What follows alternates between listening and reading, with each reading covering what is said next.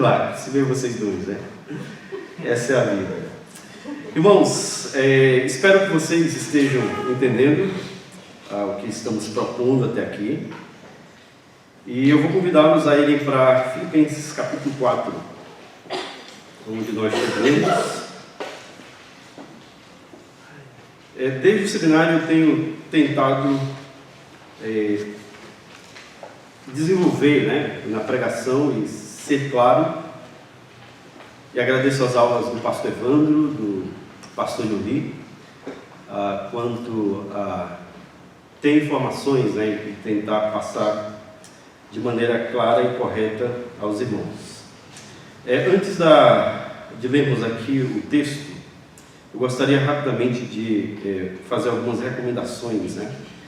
E conversando com alguns rapazes, né, no café, eu só tenho falado coisas negativas de mim, né?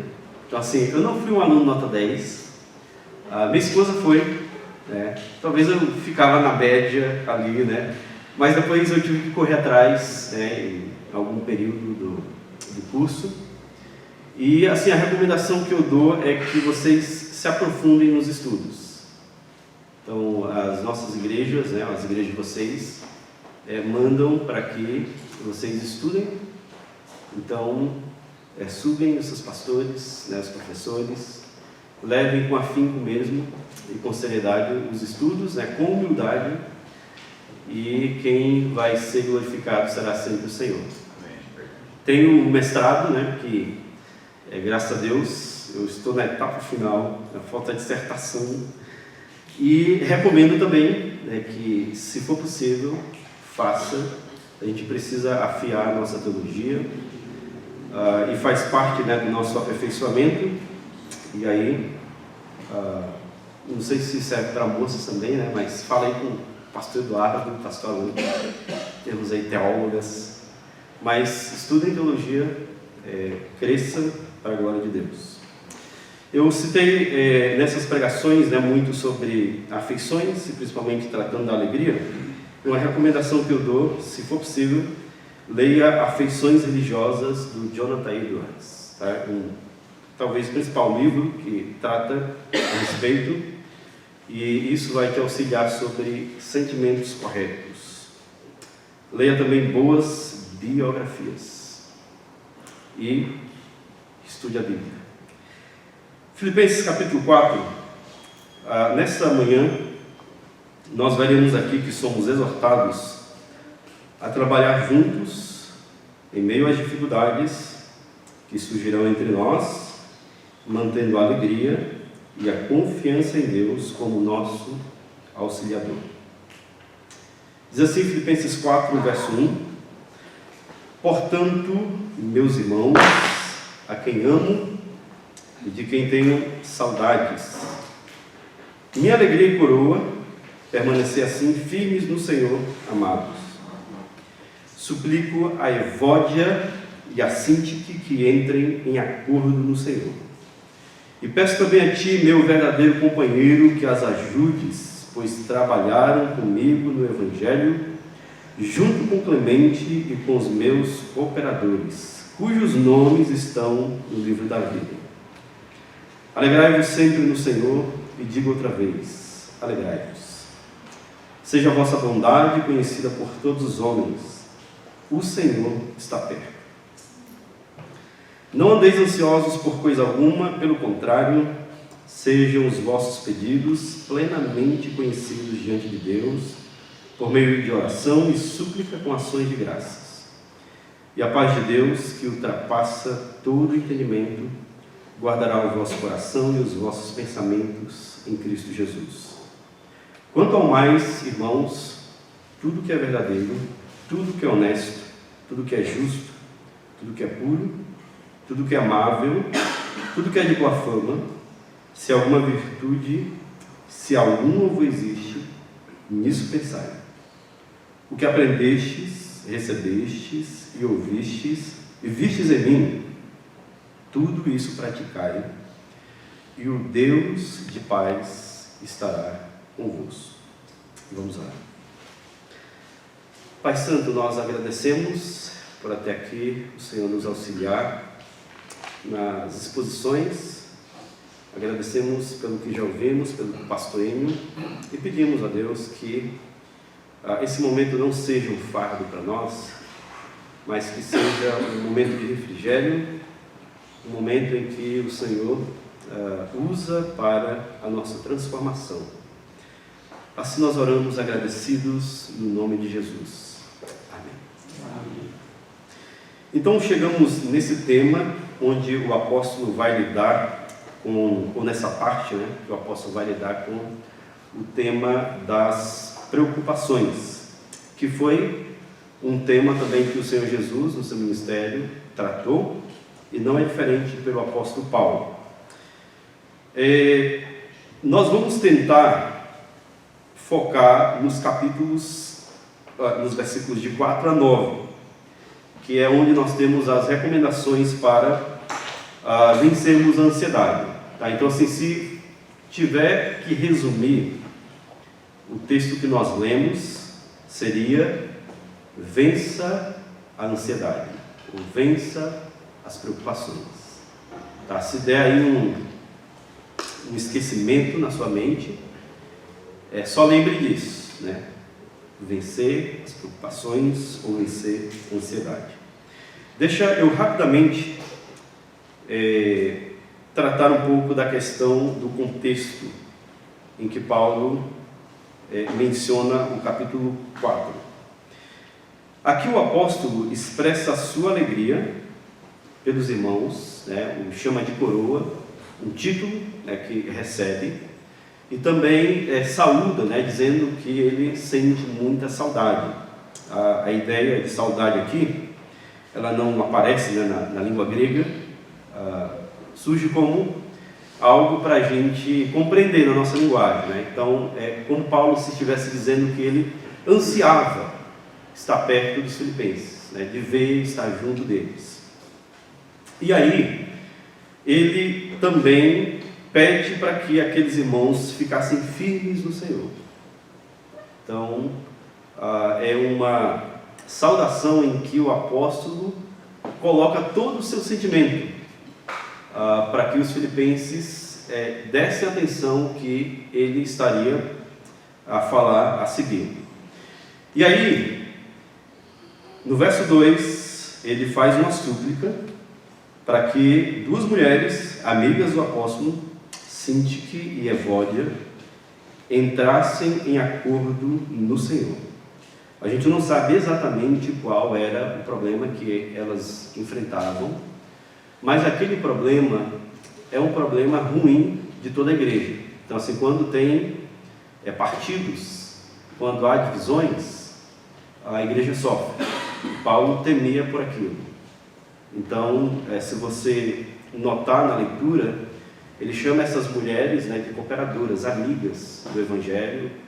Elas foram pessoas que contribuíram para o ministério do apóstolo Paulo. E ele pede para que Clemente, alguns estudiosos acreditam que seja Clemente de Roma, um dos pais da igreja, que auxilie essas irmãs a entrarem em acordo. Então ele cita Sintique, Evódia, Clemente e outras pessoas que não mencionaram, que estão escritos no livro da vida.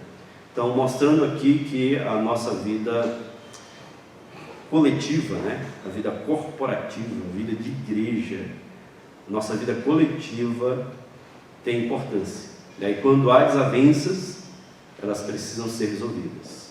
E principalmente de irmãs.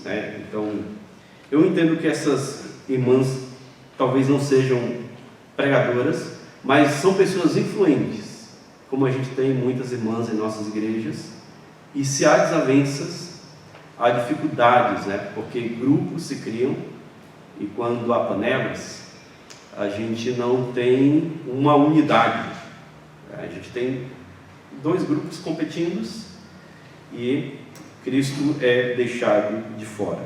Então, o que o apóstolo almeja aqui é que haja harmonia entre aqueles irmãos, a começar por Sintique e Evódia. Ele vai lançar então algumas orientações que servem a nós, agora no século XXI, para lidar com as preocupações. Tá? Então, tente pensar assim, se tivesse alguém que poderia usar a ansiedade como preocupação, essa pessoa seria o apóstolo Paulo. Há um problema na igreja com as suas amigas. Há um problema também no capítulo 3, né, que a gente não pegou, aliás, no capítulo 2, né, onde Epafrodito ele faz uma viagem de Filipos até Roma para auxiliar Paulo, e ele adoece e quase morre. E a igreja fica preocupada com Epafrodito. E também seria algo que cai sobre o apóstolo Paulo. Ele está preso, limitado, não sabemos exatamente o estado, né, da sua saúde, mas possivelmente ele já carregava alguma doença nesse período. E, vamos assim dizer, se tivesse alguém para se ter descontos, né, quanto às preocupações da vida, poderia ser Paulo, mas ele ensina de forma diferente que há a possibilidade de vencermos qualquer preocupações que chegam até nós. No verso 4, o versículo que eu creio que todos vocês conhecem, ele dá em forma de ordem, né, repetida: alegrai-vos sempre no Senhor, e digo outra vez, alegrai-vos. Tá? Então, nessa ordem, ele chama que a gente viva em alegria e moderação. Então, a primeira orientação para vencermos a ansiedade: viver em alegria e moderação. Essa alegria a gente já mencionou, né, ontem, que ela não está ligada às circunstâncias, ao que é externo, mas ela se trata de algo interno, né, que já recebemos do Espírito, já recebemos da pessoa do nosso Senhor Jesus. Então se trata de uma alegria ativa, uma alegria que é positiva, que é vibrante, uma alegria que é exultante. E aí a gente resume, né, que essa alegria tem uma fonte que é Deus. Então não pode ser uma fonte externa, o que podemos ter ou não ter, mas o que recebemos em Jesus Cristo, né? O externo tem que ser Jesus Cristo, é a nossa fonte. E aí essa alegria que é sólida, ela se mantém, né, porque está em Deus, né, se mantém no sentido de permanecer. Nós buscamos ela, e Paulo trata ela aqui não apenas como uma questão sentimental, tá? Ela mexe também com o nosso sentimento, mas nós buscamos essa alegria em Jesus, tá? Ela, vamos assim dizer, ordena, né, a nossa afeição, mas nós temos que tê-la na fonte correta, que é em Jesus Cristo. Eu sei que a gente se alegra com muitos motivos, né? E se alegre com isso. Chore também quando tem que chorar, por motivos corretos, tá? Paulo em Romanos, né, 14, 17 diz que o reino não é comida e nem bebida. Eu também me alegro com comida. Tem algumas comidas que eu gosto, né? Meu sogro sabe, tá todo animado, né? E tem a comida que eu vou comer e eu gosto. Mas a nossa alegria não é comida nem bebida. Ele diz que é alegria, paz e justiça no Espírito Santo. E aí no verso 6, aliás, no verso 5, ele cita a moderação. A minha versão, ela descreve como bondade. Seja a vossa bondade conhecida por todos os homens, o Senhor está perto. Pergunta de escola dominical, semelhante ao do primeiro capítulo: o que é mais difícil? Manter a alegria ou manter a moderação? Pensa aí no seu coração. Paulo estava preso, limitado, e ele se mostrava alegre. Ele escrevia em tom alegre para os filipenses. Então, assim, há a possibilidade de você estar isolado e ter uma alegria com o Senhor. Então, se acontece alguma situação em que você não consegue ter mais o contato, né, de igreja como você tem hoje, ou com o seminário, mas você tem uma limitação física, você ainda consegue ser alegre, porque a sua alegria, como a gente diz, né, não está na prisão, não está no que você faz, né, no que você é, na sua saúde, mas em Cristo. Só que a moderação se trata de um desafio, porque ele diz que ela deve ser mostrada a todos os homens. Tá? É algo que tem uma relação, vamos assim dizer, com o nosso estado. Então, assim, a prática seria a moderação e o nosso estado interno seria a alegria.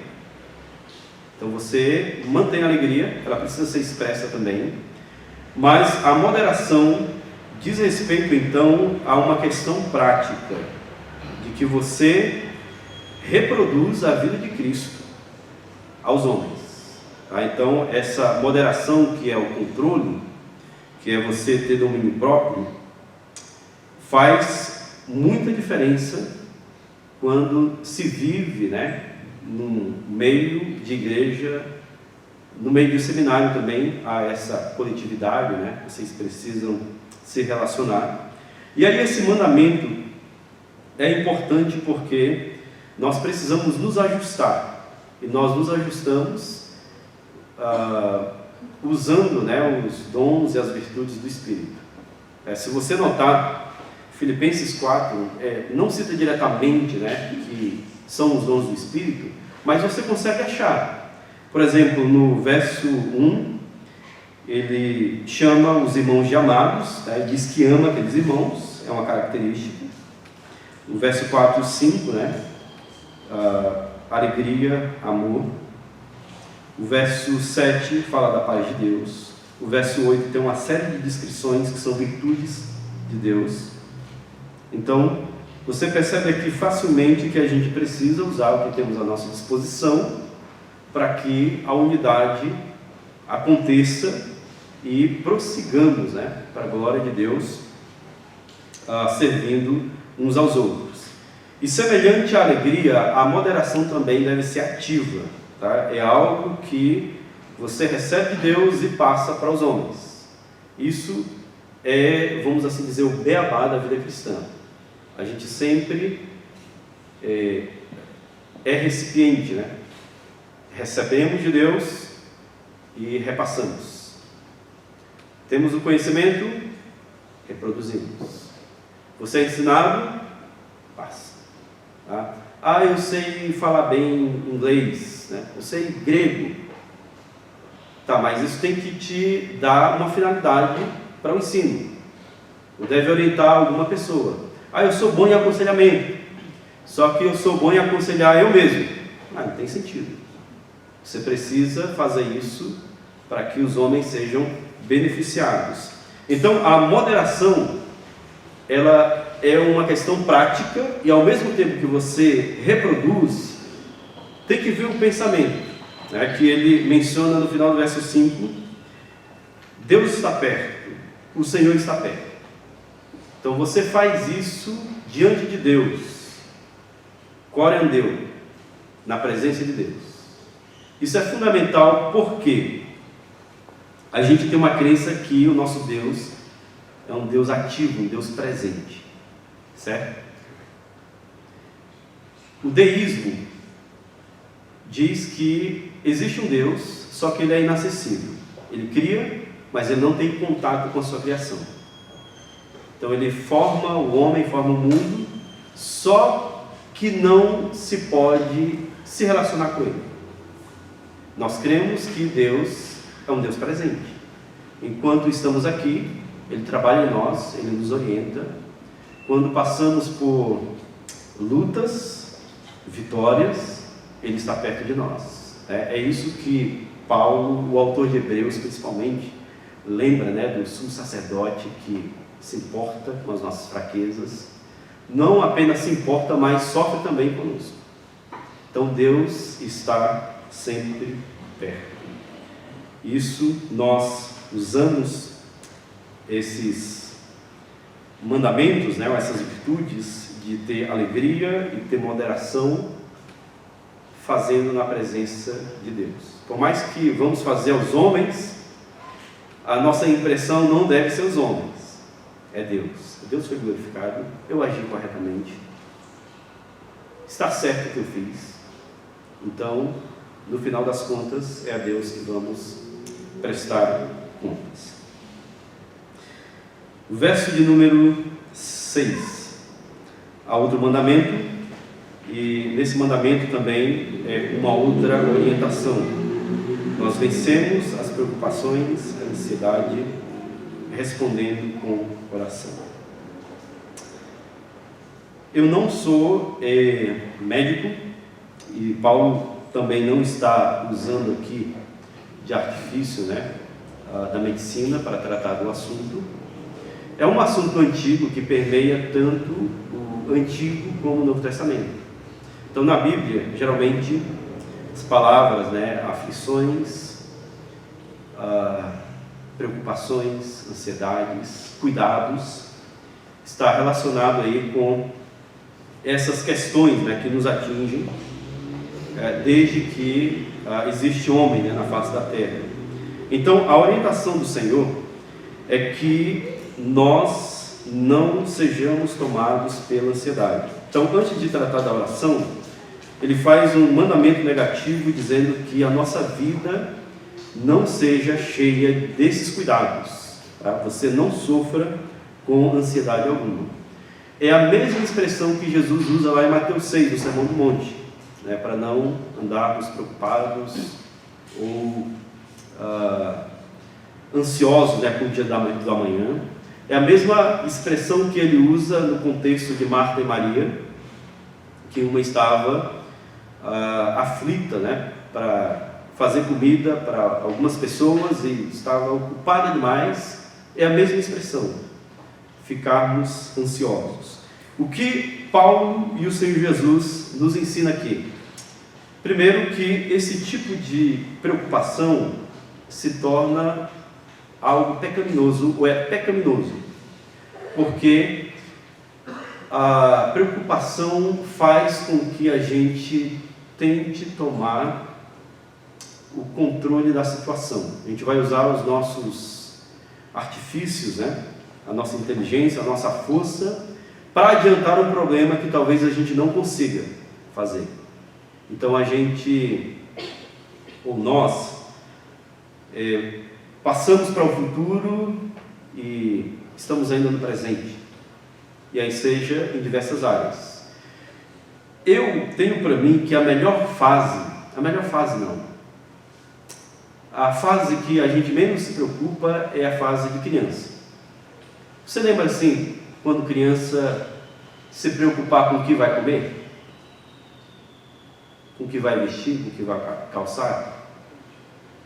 Eu acho que não. Mesmo assim que a sua vida não tenha sido, né, uma vida tão fácil. Os nossos pais, eles sempre se esforçavam para que não faltasse. Então, geralmente a vida de criança é brincar, dormir, a comida vai estar na mesa, né? Acho que eu estou descrevendo a vida de seminarista, viu? Interno. Vai estar na mesa, você vai estudar, vai ter alguém que vai fazer para você, alguém vai te orientar alguma coisa. Brincadeira, tá? Mas a vida de criança é essa. Ela não se preocupa, puxa, será que o papai vai ganhar o suficiente para a gente comer? Será que a gente vai viajar no final do ano? Elas não têm essas preocupações.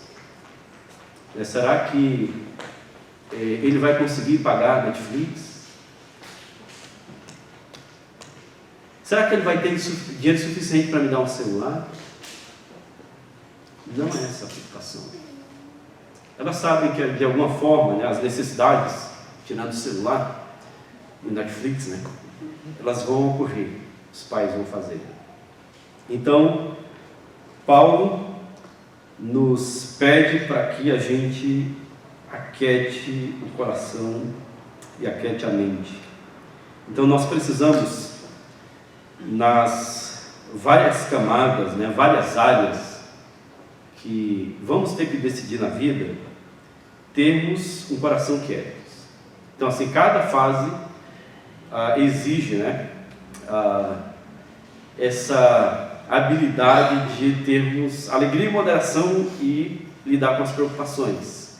Então, assim, quando a gente é adolescente, jovem, a gente vai decidir, a gente se preocupa muito com o futuro. Onde vamos estudar, o que, se vamos para seminário ou não. Assim, a minha época de decidir, né, vir para o seminário, ela foi muito conturbada, foi muito difícil. Porque eu orava a Deus, mas exatamente eu não sabia o que, onde, como, quando. Então, passei alguns anos esperando e Deus foi mostrando os caminhos e, graças a Deus, consegui. Mas, durante o seminário também tem as nossas preocupações.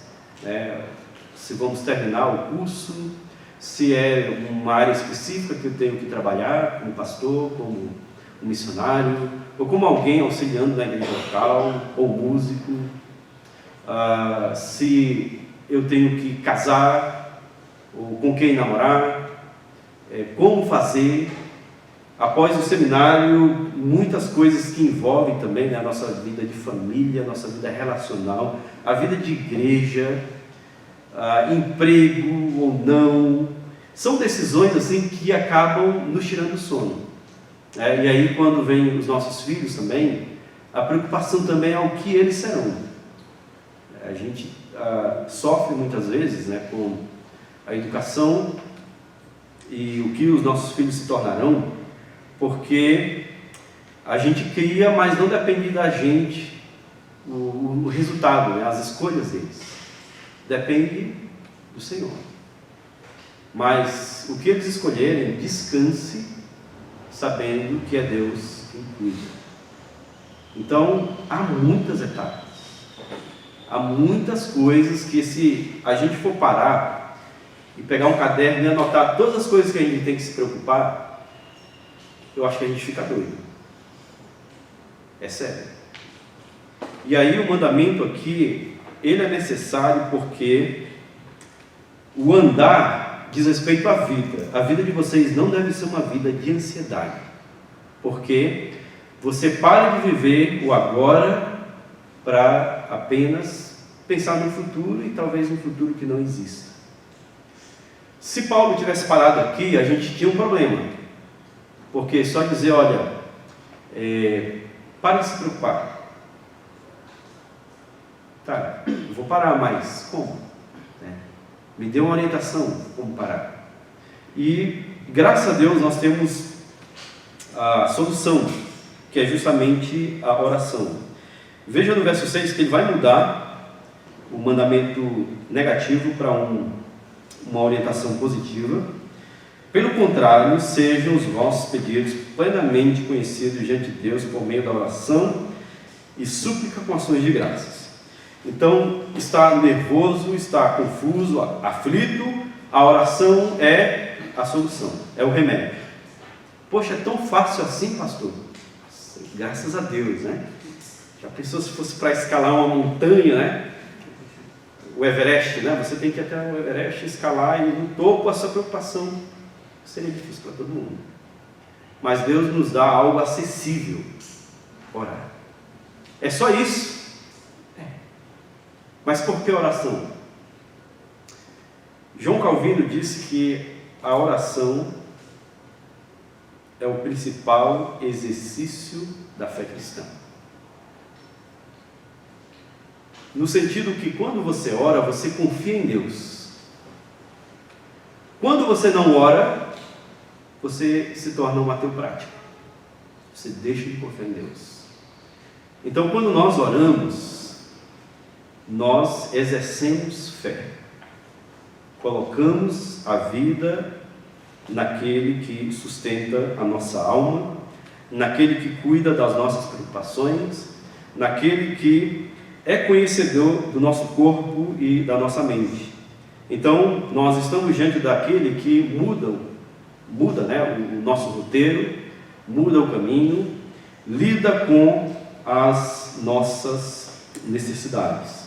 E Paulo cita 3 elementos aqui, eu não vou descrever todos eles.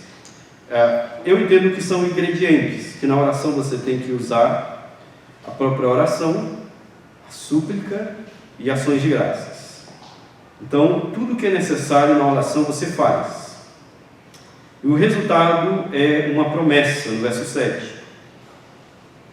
A paz de Deus, que excede todo entendimento. Agora ele usa aqui um termo do contexto militar. Essa paz guardará o vosso coração e os vossos pensamentos em Cristo Jesus. A nossa imaginação, a nossa mente é que planeja todas as nossas preocupações. Então assim, a gente não consegue controlar por nós mesmos os nossos pensamentos e o nosso coração. A gente precisa de alguém que tem uma mão forte, alguém que direcione melhor a nossa mente e o coração. E Deus nos protege. Deus nos lembra que temos a paz acessível, Shalom, em Jesus Cristo. Quando cremos em Cristo, quando permanecemos em Cristo, essa paz está disponível. E é essa paz que nos faz viver tranquilamente, caminhar, sabendo que Deus cuida de cada etapa, de cada preocupação, de cada detalhe da sua vida. Então eu sei que muitas das suas preocupações, elas podem ser justas.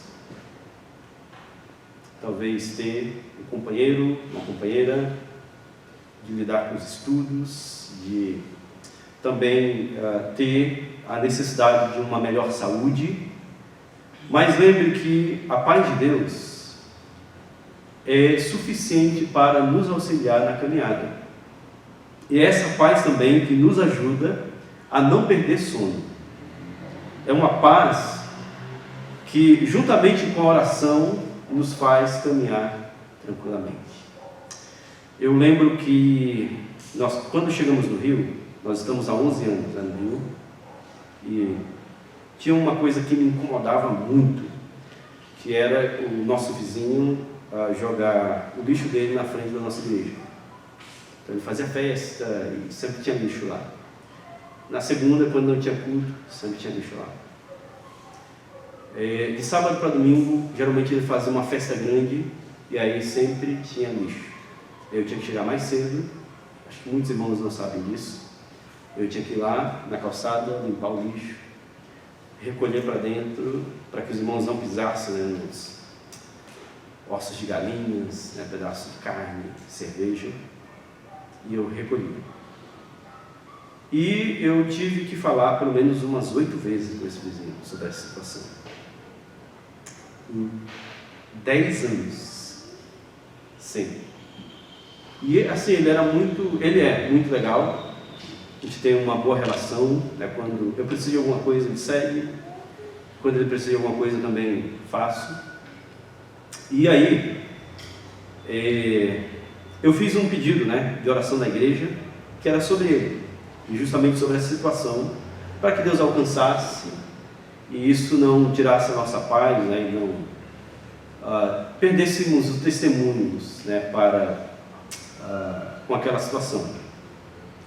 E aí 3 pessoas estavam orando para que o vizinho fosse embora. Pastor, estou orando para que ele vá embora daqui. Eu falei, mas não foi isso que eu pedi. E aí veio outra pessoa e diz, pastor, também estou orando para que ele vá embora daqui. Mas não é essa o meu pedido. Não é essa a situação, não é essa a oração. Se a preocupação de Paulo na cadeia é, Senhor, me tira logo daqui. Por favor, me tira dessa situação. Ele lembra que a alegria, a paz, a moderação, e precisamos fazer. A minha tática, resumindo, é que eu tinha que, acho que ele, não sei se ele vai ver aqui, mas eu comecei a colocar o lixo na frente da casa dele. E aí os cachorros iam e espalhavam tudo, e ele tinha que juntar, e aí ele via a minha situação, E aí toda vez o lixo estava lá, eu colocava na frente da casa dele, os cachorros, os gatos, e aí ele entendeu, Esse ano ele parou. Depois de 10 anos, ele ficou perseverando. E Deus nos orientou. Olhe por eles, a gente mantém assim uma conversa, conversamos de certa forma, sobre Deus e o Evangelho. Às vezes ele faz algumas perguntas interessantes, mas Deus vai alcançar. Lá no Salmo 3, deixa eu caminhar com vocês lá. Salmo capítulo 3 e o verso 5.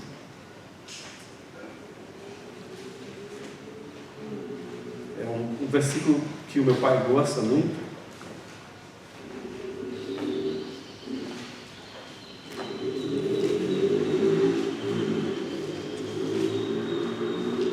Davi, o contexto do Salmo é quando ele fugia de Absalão, seu filho queria matá-lo, e a citação dele é o seguinte, vamos começar no verso 3, Salmo 3:3.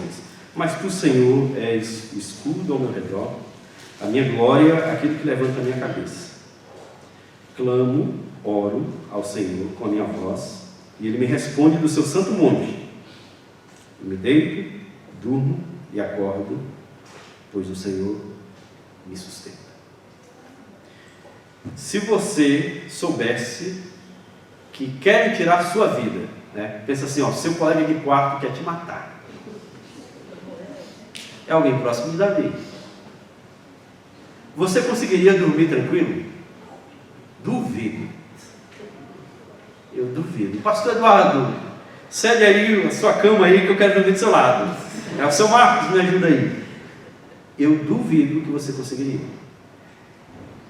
Davi foi enganado, foi traído por Aitofel, seu conselheiro, seu filho e uma turma grande do seu rei. Ele tinha a firmeza de dizer, coloca meu travesseiro, minha cabeça no travesseiro, e eu durmo, porque é Deus quem vai me sustentar. Eu vou dormir e vou acordar, e o meu sustentador é Deus. Então, assim, qualquer coisa, o lugar mais perigoso que você vai morar, ou mais calmo, é Deus quem vai te sustentar. É a paz de Deus.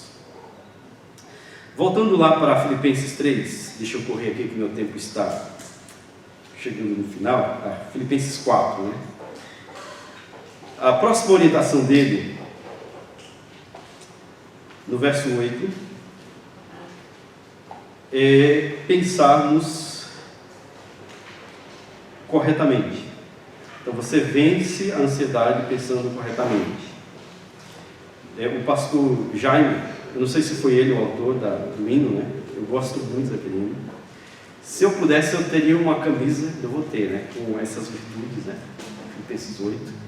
Eu acho muito bonito. Mas Paulo nos dá aqui algumas orientações do que pensar nos momentos das dificuldades. Ele cita aqui palavras da filosofia grega que resume a pessoa de Jesus Cristo. Então, assim, todas essas virtudes, se ela fosse colocada em uma pessoa, é Jesus. É o nosso objeto de pensar, ou de pensamento. Então, você sempre tem que focar no Evangelho, tem que relembrar o Evangelho, a pessoa e a obra de Jesus. E aí, no verso 8, eu quero ler para vocês, ele diz: quanto ao mais, irmãos, tudo que é verdadeiro, tudo que é honesto, tudo que é justo, tudo que é puro, tudo que é amável, tudo que é de boa fama, se há alguma virtude e se há algum louvor, nisso pensai. Tá? E aí o pensai aqui é dado como uma forma também de mandamento, Seria literalmente você ponderar, você meditar, assimilar, você ter algo para pensar.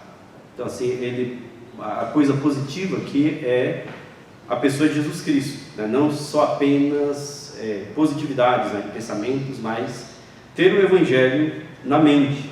E isso nos chama a uma experiência profunda, tá? O pensar aqui não é somente uma questão intelectual, de mente, de razão, mas que esse pensar seja demonstrado numa prática que você faz.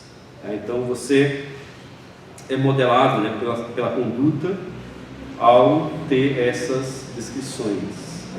Então você, com a palavra, com o Espírito, com a obra de Deus na sua vida, pensa para não ser, para não ter, né, os pensamentos pressionados pelas preocupações. Então, se você precisa fazer uma troca, em vez de pensar no futuro, com as necessidades, com os cuidados, você pensa na obra de Jesus, pensa em Jesus, pensa no Evangelho. E aí a vida fica mais leve, a vida é vivida de maneira correta. O verso 9, ele nos chama aqui a viver agora corretamente. E aí é a última orientação, né, para vencermos a ansiedade. Viva corretamente. Ele trata aqui do nosso proceder, né?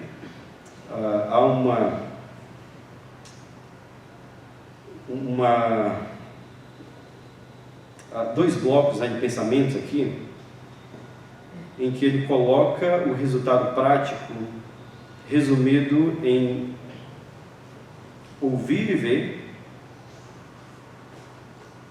o que é aprendido e recebido. Esses verbos aqui, o pessoal que está estudando grego, ele é um verbo auristo. A ideia de não ter, né, uma finalidade, né, não cessar.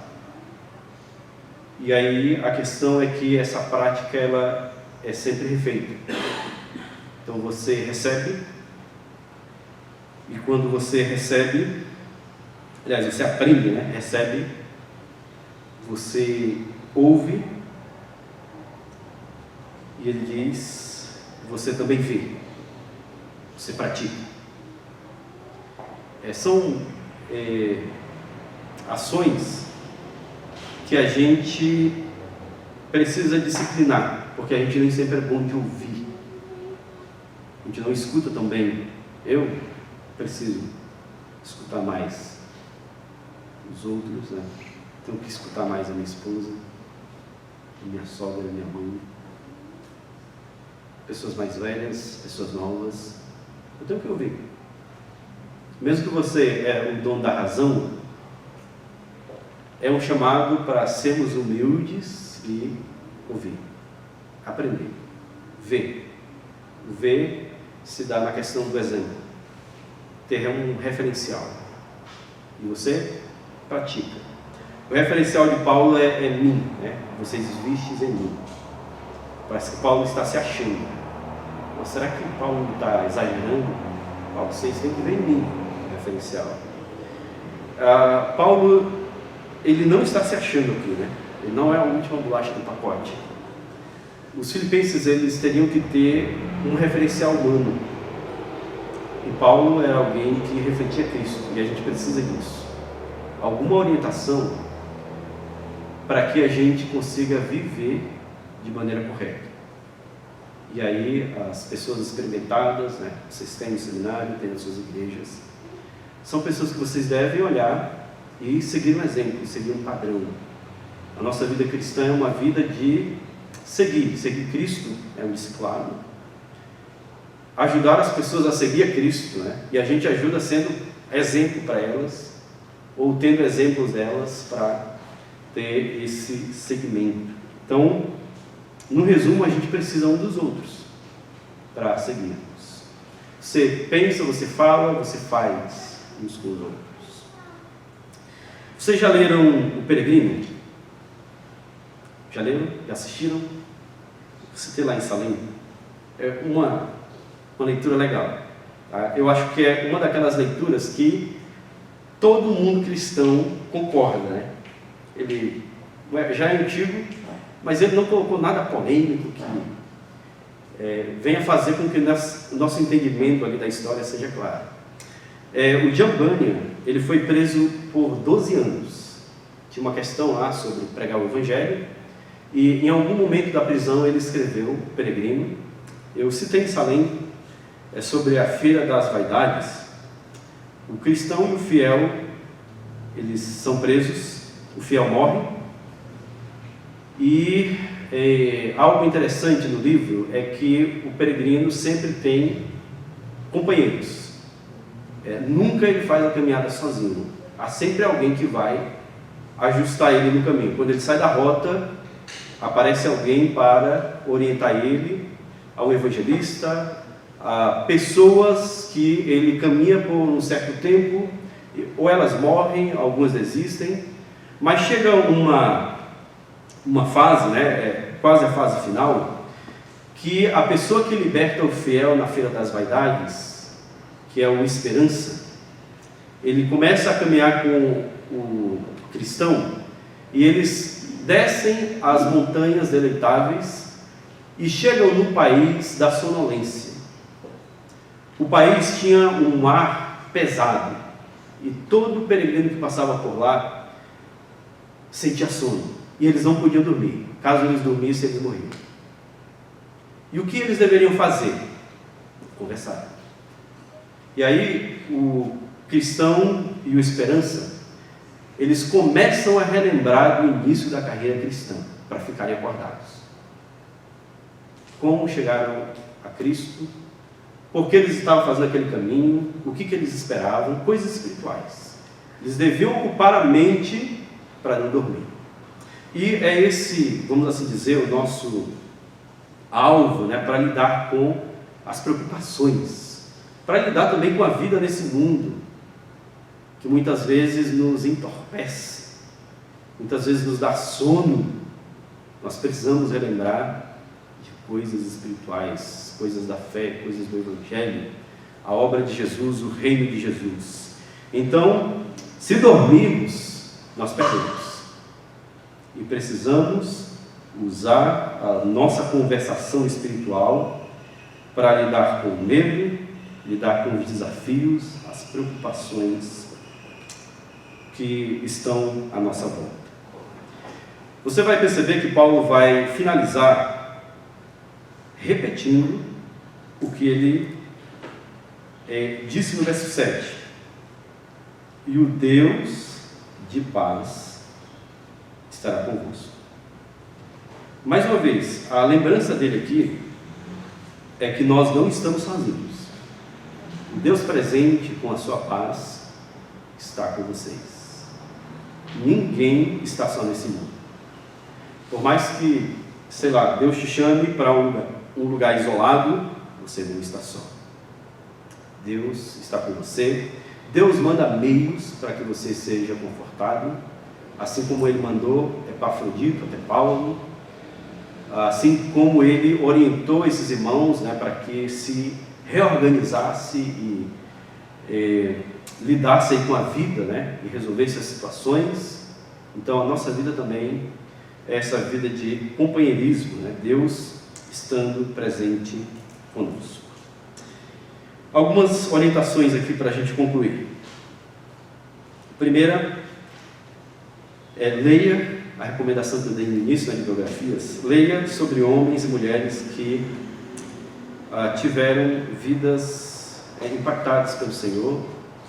Eles fizeram grandes coisas para Deus, coisas normais também, a gente precisa relembrar.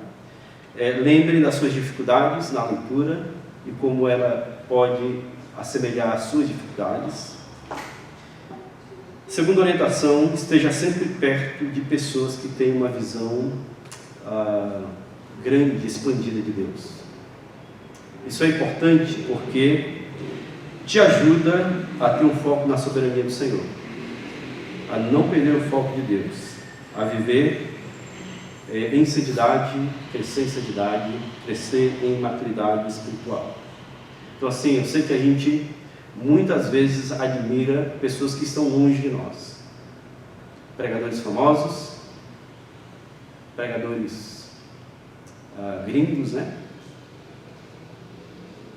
pregadores que não conhecem a nossa vida. Admire seu pastor, admire seu professor, admire o que você está estudando, admire seu colega de quarto. Talvez ele não seja tão admirável assim, e nem você, mas admire, há alguma coisa a compartilhar e vocês caminharem juntos. Terceira orientação: escolha amigos para te aproximar do Senhor. É amigos, tá? Não bajuladores. O cristão teve muito bajulador na caminhada dele. Muita gente que queria que ele retrocedesse. Amigo vai te repreender quando você errar. Ele vai também estar preocupado com o seu futuro. Cultive bons relacionamentos. Quarta, lembra da promessa do Senhor. A sua paz está próxima ao nosso redor, dentro de nós, conosco, atrás de nós. Quinto, nas dificuldades, lembre que Deus também usa elas para o nosso bem. Lembra do capítulo 1? A nossa situação, por mais que seja difícil, deve ser usada para um aperfeiçoamento, deve ser usada para que a gente cresça no Senhor. Deus está sempre conosco. Nos dias de tribulação, busque Deus, mesmo que a vida seja cheia de tristezas, de lutas infindáveis. Busque Deus em oração, busque apoio, busque amigo. Nunca esteja caminhando só, busque contato, peça oração, e que Deus abençoe a sua vida, abençoe a sua caminhada. Amém?